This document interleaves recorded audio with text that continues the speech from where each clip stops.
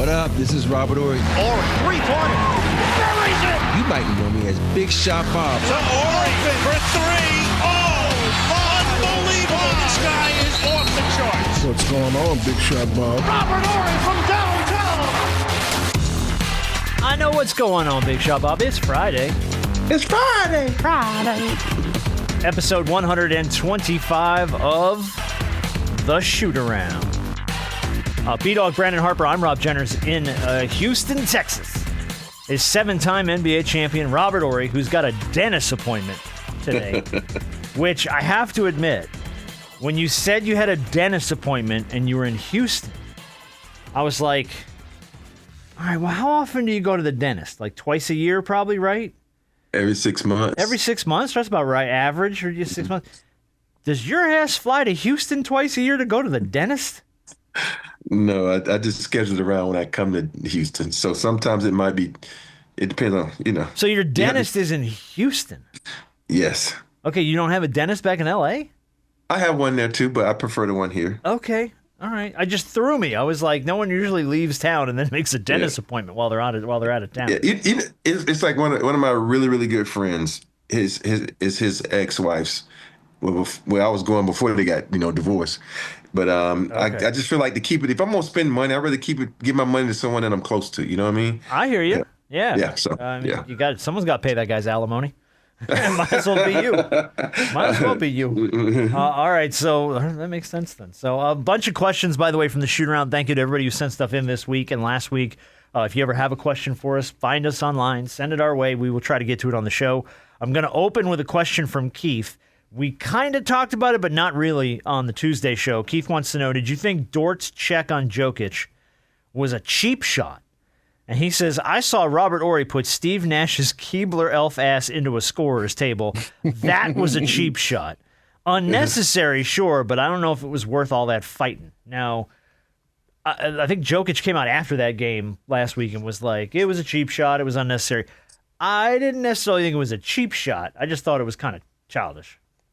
I'm gonna should I address him calling mine. Mine wasn't a cheap shot. Mine was a frustration shot.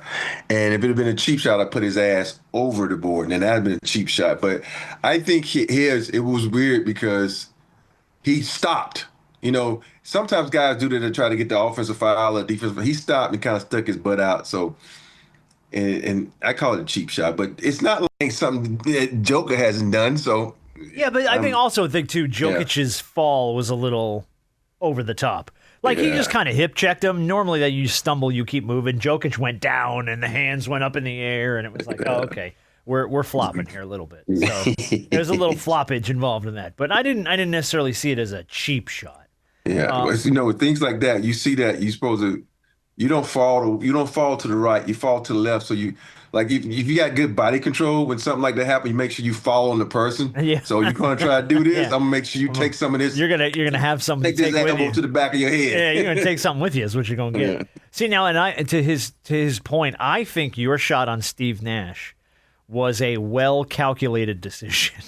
Because when Nash went into the table, Stoudemire came off the bench and missed game 5. And to me, that was like, see, that's what he was trying to do. He's trying to lure people off the bench after Malice in the Palace. It was like, you come off the bench, you get suspended a game. Sure enough. I appreciate when people say that I'm that smart. I'm smart, but I ain't that damn smart to see what other dumbasses We have to give you some credit for this. Otherwise, it just looks like you were being cheap. And I was being petty. I'm not going to lie. I was being petty. Steve Nash was getting every call. I said, okay, you getting every call? I'm going to make sure they call. Here's one you earn. Yeah. Yeah. Take that. Yeah. Take some of that banner with you home in your teeth.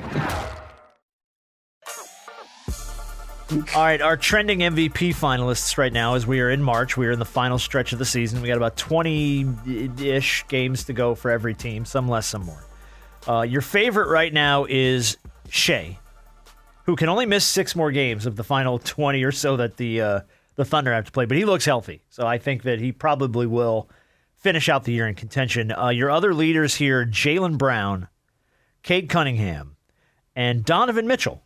Funny enough, besides Shea, all Eastern Conference contenders. Everybody else, they're saying, guy's going to likely miss the threshold for the 65 games. I'm not Oh, sorry. I No, I didn't was mean gonna to say, interrupt you. no, go ahead. I'm not mad at Shea being up there because I understand it. Like, the team had the best record in basketball for most of the season. I think they still do. But nobody, I mean, people may have thought Detroit was gonna be good, but the way Detroit has been all season, they've been more than good. They've sort great. of run away with the East. Yeah. And the jump in improvement that this team has made in the way that JB Bickerstaff has had these guys playing, and the way Cade Cunningham has elevated his play, I got Cade as my MVP favorite. But I'll tell you what, I don't hear a lot of people on that same page as you. I hear a lot of people going Brown over Cade.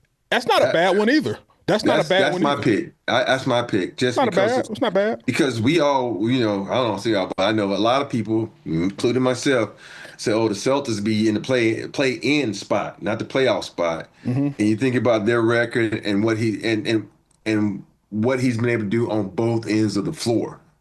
You think about who would you have defending someone, Cade Cunningham or Brown? You're gonna probably choose Brown. And for me, that's what sets him apart from everybody else. And I know Steve Nash has said it. So, if you do the same thing you did this previous year when you won it, you get it again. But I don't think they're going to give it to SGA again. I know they got the best record, but I just think, you think about what Brown has done for the Celtics. And that's what I look at. And I know if you take, everybody was like, well, if you take this guy off the team, I'm like, oh. Yeah. I just think Brown, because he does it on both ends of the floor, deserves it. Now, let the record show, for the sake of the conversation, when we did which teams that we thought would make the playoffs before the season started, the Celtics was one of the teams that I thought were going to be a top 6 seed. I'm just saying, just to let the record show. I had him too. I think I had him at 3. Oh, okay. You had him at 3? I think so. I'll be glad I ain't in my office right now. We'll pull the list No. up. We'll go pull the receipts. I saved him. I saved the episode. I wrote it out. In fact, when we get to the playoffs, we are going to replay it. I have the audio saved, so we're going to go back and do a little bit of flashback and go into the archive. The two teams is going to make me look like a dumbass, the Spurs and the Celtics, because I have both of them in the play-in. I didn't think the Spurs were ready, but them 3 guards are fucking those 3 people. guys, man. Mm-hmm. Harper, Fox, and who Castle. Said Castle. Those Castle, Vassell, and Fox. Shit. Yeah. The 3 of them are and just... Jaylen Harper coming off the bench. Yep. Yeah. They are just... They move that basketball fast. Yeah. And they play so well together. And they control, like, every game. Like, you don't see a lot of games get away from those guys. Yeah, and what's really good about a young team like that is you can see it in OKC. They don't mind if everybody eats. If you're the best player tonight, be the best player. I'm gonna step back. And it's a lot of teams that, you're getting yours? Well, shit, let me get some of that. Dude, go and do what you need to do. And that's what teams have to understand. If someone's cooking, let them cook. Yes, and you're right. Not enough teams play that way. Yeah. Question from Harrison. Should student athletes get NIL tax exemption? Hell no. Okay, well, here's the story. The Mississippi House passed a bill to exclude NIL earnings from the state's income tax. It should be eliminated from all Mississippians in about a decade. The provision would make Mississippi an attractive destination for top athletes and give college coaches another recruiting perk. So your NIL money... tax-free if you go to Mississippi. 100%, this is just the universities of Mississippi leaning on the government to try and give them an advantage because they're probably going, we're not going to get these guys, and we're not going to recruit well enough, and people are going to steal our... We have to have something they don't have. Yeah. And that's what they did. I'm waiting. But I think it sucks. Yeah. I'm waiting for the flip side of that, where you think about, let's take California teams with the Big Ten. You think about how much they travel all over the country to play. They're going to start doing like they do NBA players because you got NIL money. You play in this city, so you kind of, we're going to tax you.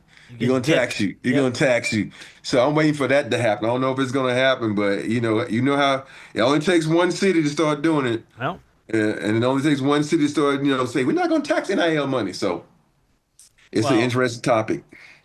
It isn't, though, because it sucks. Because Here's the thing. You're in college, right? Fine. You're making a lot of money. That's awesome.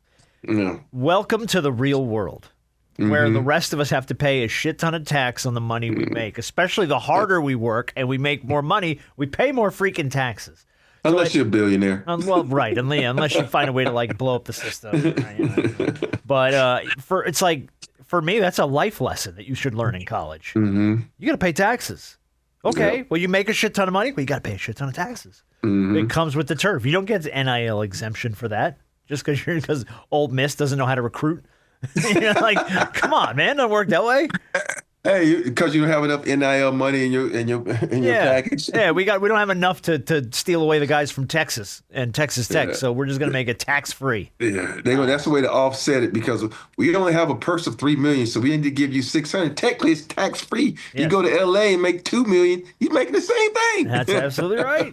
I mean, dude, don't get me wrong; it's a good advantage. Yes. It's a good play. I just think it kind of sucks. Yeah. Question from James. We know, and this is a good question. We know you played with a lot of shit talkers. We've talked about the guys who were the best shit talkers. Who was your favorite? My guy is Lionel Messi, the soccer player who buried a goal against Orlando the other day, then asked the Orlando head coach if he wanted his autograph. Which is, I went back and looked that up. It's friggin' hysterical. Like Messi buries this goal, and then he runs by the opposing bench, and he's like, "You want me to sign it? You want me to sign it for you? I'll sign it for you." And then he's like, "No, okay." So that's quality shit talk. Who was your favorite shit talker? Oh my goodness. It was so weird. When you're on good teams, people normally don't talk shit to you because you don't want to poke the bear. Well, I mean, it isn't necessarily to you, but like who did it the best? The best shit talker was actually the fan from Washington. The guy who used to sit behind the team's bench and just talk shit.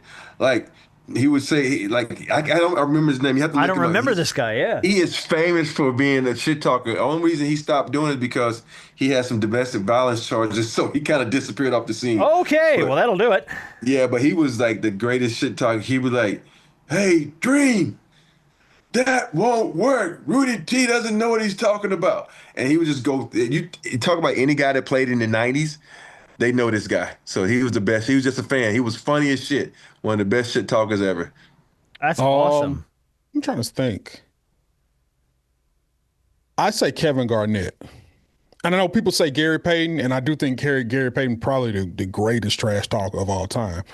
But Kevin Garnett is up there.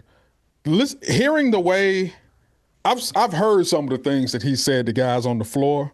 And hearing the way that he talks now, kind of being in the media, Kevin Garnett is funny. Kevin Garnett is a funny dude. He does not care. Do not care. Like, he don't care at all. And he's vicious when it comes to the trash talk. There have been times I've heard him on the bench just trash talking to guys on the floor, and I'm like, boy, I can see how he can get under some guy's skin. So I'm gonna say Kevin Garnett. It's a good one. It's a very good one. My favorite what's that? I guess it's a story about Kevin Garnett tells about he and I, where he and I got into it, and the ref was like, "Fuck it, y'all just handle it between the two of you guys." Go ahead. Have at it. I ain't getting involved. Just have at it. I mean, I was always a fan. We taught this before. We've had him on the show. I was always a fan of Gary Payton. I just love Gary Payton because Gary Payton was like, did it to just get you. And that to me is hysterical. It had his whole purpose was, I wonder if I can get this guy. It was almost like a game for him, which to me made it great. All right, all you can eat. Let me ask you this question. The St. Louis Cardinals have had a run for a while where they were like, they could fall out of bed and win 88 teams and 88 games and compete. They've not been good the last few years. So in order to get fans back in the seats at Busch Stadium in St. Louis to see the Cardinals play this year, they are offering Coca-Cola unlimited all-you-can-eat tickets. This will get you up to 3 items per visit to the concession stand, so you can go back as many times as you want, but you can get 3 every time you go. You can get fountain drinks from Coca-Cola, hot dogs, chicken tenders, bratwursts, nacho chips and cheese, French fries, popcorn, peanuts, kettle chips, and ice cream cups. Tickets start at $29. $30. That's worth it. $30. But you know how can many eat times like a Busch hog. Stadium? Bro, oh my goodness. But that's what they're doing to get you in the state. So would you go see a bad team play for $30 all you can eat? Yeah. Now, the product sucks. It's not going to be fun. But Well, you maybe can eat more like people crazy. at the game could inspire the team to play better. Okay. No, hey, you're gonna be like, why is everybody on the concourse? Everybody be like, Well, ain't nobody watching the game. Hey, look, you still spent money on a ticket, though. hey, but think about it. A hot dog or soda, that's $45 right there. Dude, most ballparks, you're not wrong. You're not wrong. Oh Yeah. man, popcorn is fucking $9.99. I'm like, damn. Well, you have to buy the specialty bag of bucket. popcorn? Yeah, the whole thing. Yeah, you can't. As much as people eat during the game anyway, that ticket's going to pay for itself. $30. It's going to pay for itself easily. Yeah. Oh man, So, I mean- they're gonna regret that. Especially, you've seen some of them folks out in St. Louis, man. Them boys can eat. Okay, Barkley. And here's my thing: the Big Braves dudes aren't out in St. Louis, man. the Braves aren't bad, but I wish they would. If the Braves implemented something like this, man, bro, you wouldn't be able to move in there. No, this place would be a madhouse. It's crowded. It's crowded enough already. It's crowded enough. Without Robert Horry's big ass in line trying to get a third ice cream cup. Right. The hell out the way. All right, my favorite tweet of the week, and we'll wrap up shoot around with this. I thought it was funny. My favorite tweet. Your job is to pick the most awful actor to play the next James Bond. Who do you pick? The worst actor you could pick to be the new James Bond. Me? You? That's not bad. Some of the better responses were Gary Busey, Peter Dinklage, who's a little person, Samuel L. Jackson is James Bond. That would be pretty good. That's more Shaft than Carrot Top, Pauly Shore, like just awful names. What's the guy that was in Iron Man that had the whips and rings on? Mickey Rourke. Yeah, Mickey Rourke. There Mickey you Rourke go. as your next James Bond? Yeah, dude, that wouldn't be bad. Yeah, Mickey That wouldn't Rourke. be bad at all. Mm-hmm. Yeah. I don't know. Harp, you got a bad actor. It would be funny as hell to play the next James Bond. To play the next James I Bond. think it'd be funny if you make Eddie Murphy the next James Bond. Yeah, some of these people aren't Just bad to actors. do They it. just No, be they're bad not. for the But role. just they're bad for the role. Yeah. Oh, T.I. As the next. Let them know. Yeah. Pretty much anybody from the Fast and Furious franchise. I'm good with being the next James Bond for all the wrong reasons. Professor Clump. The Eddie Murphy Professor Clump character is a good one. Any of the Clumps, really. Yeah. Hercules.